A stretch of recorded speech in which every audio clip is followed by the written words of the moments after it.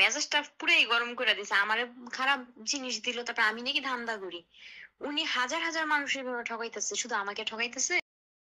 কম টাকায় নষ্ট আম কিনবেন? আমি তো আম বিক্রি করি না, জানেন আমার অন্যান্য প্রোডাক্ট আছে। তো যারা আম বিক্রি করছেন তাদের প্রতি সম্মান রেখে বলছি, সবাই তো খারাপ না, কেউ কেউ কাস্টমারদের সাথে আহ, বাজে আম দিচ্ছেন এবং প্রোফাইলে এবং ভিডিওতে দারুণ সব দেখাচ্ছেন। একজন কাস্টমারকে বাজে আম দেওয়ার পর বিক্রেতার কি বলে আর কাস্টমার কি বলে আমরা একটু শুনি।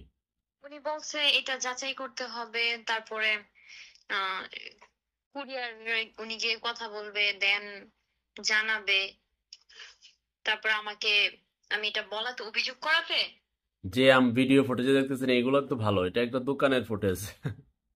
বলে আমি আমি কোন ধান্দার জন্য এটা করতেছি, মানে এইসব তাকে ছবি দিছি, আমের ছবি দিছি, বা কেন বলছি, আমি নাকি ধান্দার জন্য তাকে এগুলো বলছি। মানে মেজাজটা পুরাই গরম করে দিছে। আমারে খারাপ জিনিস দিল, তারপর আমি নাকি ধান্দা করি। উনি হাজার হাজার মানুষের এভাবে ঠকাইতেছে, শুধু আমাকে ঠকাইতেছে।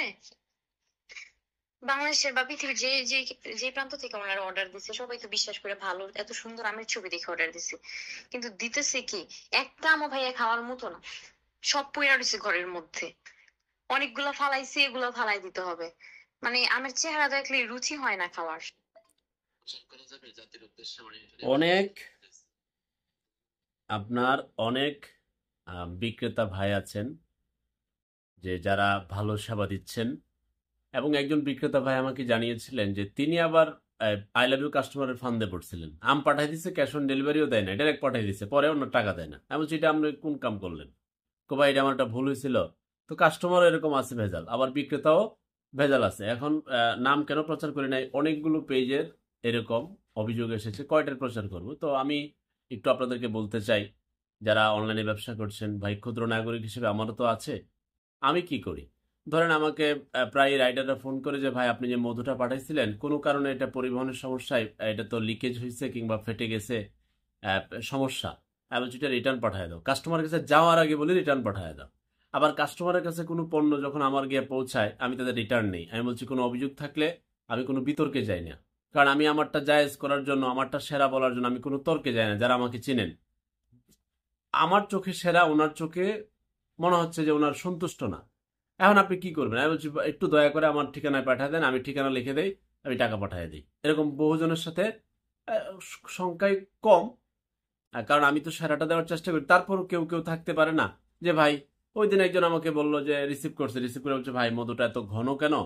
আমি বলছি ভাই আল্লাহর রাস্তায় আমি বিতর্কে যাই না, একটু পাঠিয়ে দেন, রিটার্ন পাঠিয়ে দেন। তো উনি আবার ভদ্রলোক ভাড়া দিয়ে দিয়া আবার রিটার্ন পাঠিয়ে দিচ্ছে।